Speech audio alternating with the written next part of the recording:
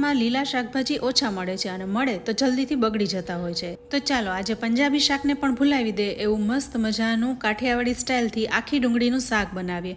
આ શાક એટલું બધું સરસ લાગે છે ને કે તમે રોટલા, પરાઠા, ભાખરી ભેગું ખાઓ ને તો મજા પડી જાય. તો ફ્રેન્ડ્સ, જો તમે ક્યારેય આ રીતના ડુંગળીનું શાક ન બનાવ્યું હોય ને તો એકવાર આ રીતે જરૂરથી બનાવજો. તો અહીં શાક બનાવવા માટે તમારે કેવી ડુંગળી લેવાની છે, સાથે કેવી રીતના કટ કરવાની છે અને મસાલા કયા યુઝ કરવાના છે એ હું વિડીયોમાં આગળ જણાવીશ. તો અહીંયા મેં ગુલાબી કલરની નાની ડુંગળી લીધી છે. જાંબલી ડુંગળીનો ઉપયોગ ના કરો, એ ખૂબ જ તીખી આવતી હોય છે. તો તમે ગુલાબી દેશી ડુંગળીનો ઉપયોગ કરો ને તો શાક એકદમ સરસ બને છે. હવે અહીં આખી ડુંગળીનું શાક કરવાનું છે એટલે એને ખાસ રીતના કટ કરવાની છે. ડુંગળીના ઉપરના ભાગેથી જ્યાંથી રેશા નીકળતા હોય ને ત્યાંથી વધારે નહીં કટ કરવાની, નહીતર શું થશે કે જ્યારે આપણે ડુંગળીને તેલમાં તળીશું ને તો એના પડ છૂટા પડી જશે. તો એવું ન થાય એ માટે ઉપર અને નીચેથી થોડું થોડું જ કટ કરીને ડુંગળીમાં એક ઊભો કટ લગાવીશું અને ઉપરનું લેયર અલગ કરી લઈશું. તો અહીં 14 થી 15 નંગ જેવી ડુંગળી લીધી છે, એને આવી રીતના ધ્યાન રાખીને ડુંગળીને કટ કરીશું. હવે દરેક ડુંગળીમાં વચ્ચેથી એક ઊભો કટ પણ લગાવીશું એટલે ફટાફટ ડુંગળી ચડી જાય. તો આવી રીતના આપણે બધી ડુંગળીને તૈયાર કરી લીધી છે. આ શાક જ્યારે તમે છૂટું બનાવો ને તો એકલી ડુંગળીને ચડતા ખૂબ જ વાર લાગે છે, પણ જો તમે ડુંગળીને પહેલાં ફ્રાય કરી લો ને તો એ ફટાફટ ચડી જાય છે. તો પેનમાં 7 થી 8 ચમચી જેવું તેલ મૂકીને એમાં ડુંગળીને ઉમેરી દઈશું અને શેલો ફ્રાય કરી લઈશું. ડુંગળીને પહેલાં ફ્રાય કરી લઈએ ને તો શાકનો ટેસ્ટ પણ એકદમ સરસ થાય છે, એટલે સૌથી પહેલાં ડુંગળીને ફ્રાય કરી લઈશું.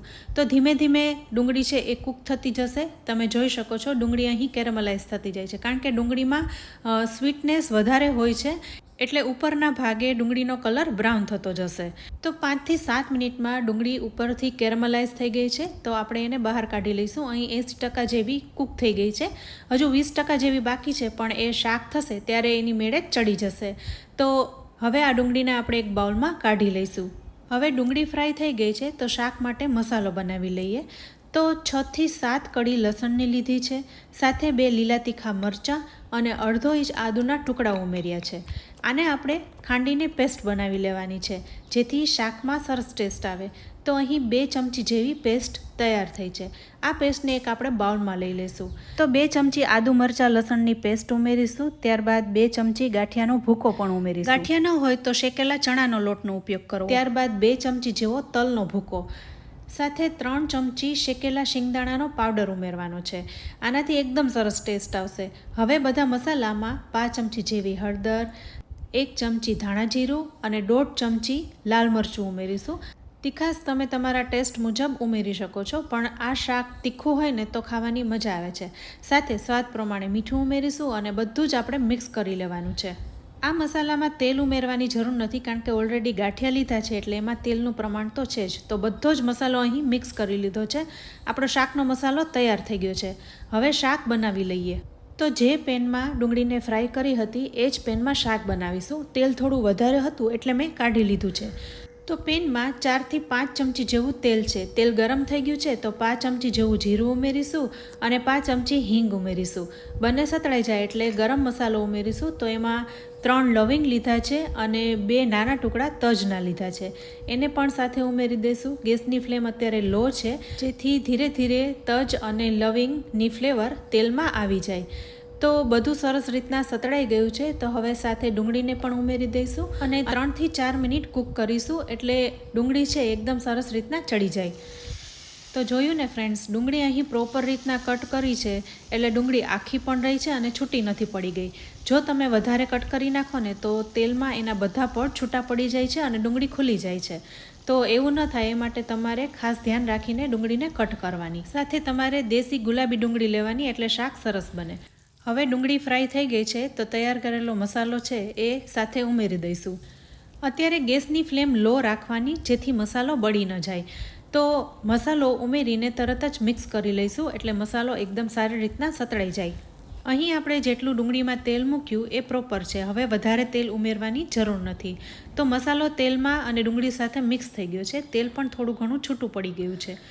તો હવે શાકમાં ગ્રેવી સરસ થાય એ માટે 2 ટમેટાની પેસ્ટ કરી લીધી છે, તો એને પણ સાથે ઉમેરી દઈશું અને મિક્સ કરી લઈશું. હવે આ પેસ્ટને એકદમ સરસ રીતના સાતળી લેવાની છે. પેસ્ટ સતળાઈ જશે અને પાણી બળી જશે એટલે તેલ છૂટું પડવા લાગશે. સાથે ગેસની ફ્લેમ મીડિયમ ટુ લો જ રાખવાની, એટલે મસાલા બળી ન જાય. હવે ધીરે ધીરે કૂક થશે એમ તેલ છૂટું પડી જશે તો સાથે પાણી ઉમેરી દઈશું, એટલે શાકમાં ગ્રેવી સરસ થાય. તો અહીંયા મેં અડધો ગ્લાસ જેવું પાણી ઉમેર્યું છે. પછી તમારે જેટલી ગ્રેવી કરવી હોય એ મુજબ પાણી ઉમેરવાનું છે. અત્યારે તમને શાકમાં તેલ બિલકુલ નહીં દેખાય, પણ જેમ જેમ શાક કૂક થતું જશે, મસાલા એકદમ સરસ ચડી જશે, ત્યારબાદ એમાં તેલ છૂટું પડતું જશે અને શાકમાં તેલ દેખાશે. ફરી એકવાર બધું મિક્સ કરી લીધું છે અને ચાખતા મીઠું મને ઓછું લાગ્યું છે તો થોડું મીઠું હું ઉમેરી રહી છું. હવે શાકમાં ફ્લેવર સરસ આવે એ માટે 5 ચમચી જેવો કિચન કિંગ મસાલો, થોડું એવું મરચું ઉમેરીશ એટલે કલર પણ સરસ આવી જાય, અને શાકમાં ટમેટાં ઉમેર્યા છે તેથી થોડો ગોળ પણ ઉમેરીશું એટલે ખટાશ ગળાશ બધું બેલેન્સ થઈ જાય. તો 1 ચમચી જેવો ગોળને ઉમેરી દીધો છે. હવે બધું મિક્સ કરીશું અને શાકને આમ જ કૂક થવા દેવાનું છે. તમને એવું લાગે કે પાણી ઓછું થઈ ગયું છે તો થોડું પાણી ઉમેરી શકાય, પણ શાકમાં ડુંગળી ઓલરેડી ચડી ગઈ છે અને મસાલામાંથી તેલ છૂટું પડતા જરાય નહીં વાર લાગે. તો 2 મિનિટ ઢાંકીને રાખીશું. તો 2 મિનિટ પછી તમે જોઈ શકો છો શાકમાંથી તેલ છૂટું પડી ગયું છે અને શાક અહીં તૈયાર થઈ ગયું છે. શાકનો કલર પણ સરસ આવી ગયો છે અને સુગંધ પણ સરસ આવે છે. તો ફ્રેન્ડ્સ, આ શાકને હવે ગરમા ગરમ પીરસી લઈશું. આ શાક તમે બાજરીના રોટલા, ભાખરી અને પરોઠા સાથે સર્વ કરી શકો છો. તો ફ્રેન્ડ્સ, જ્યારે ઘરમાં લીલા શાકભાજી ન હોય ત્યારે તમે આ આખી ડુંગળીનું શાક બનાવો ને તો ઘરમાં બધાને મજા પડી જશે. તો ફ્રેન્ડ્સ, આ શાકને હું અહીં પરોઠા સાથે પીરસી રહી છું. તો ફ્રેન્ડ્સ, જો તમને આજના આ શાકની રેસીપી સારી લાગે ને તો વિડીયોને લાઇક અને શેર કરજો. તમે પણ આ રીતે બનાવજો. તમારો ફીડબેક અમને કમેન્ટ બોક્સમાં જરૂરથી આપજો. સાથે અમારી ચેનલને સબસ્ક્રાઈબ કરી લેજો અને અમારા ફેસબુક પેજને લાઇક કરી ફોલો કરજો. તો ફરી મળીશું આવી એક ઉપયોગી રેસીપી સાથે. ત્યાં સુધી આવજો.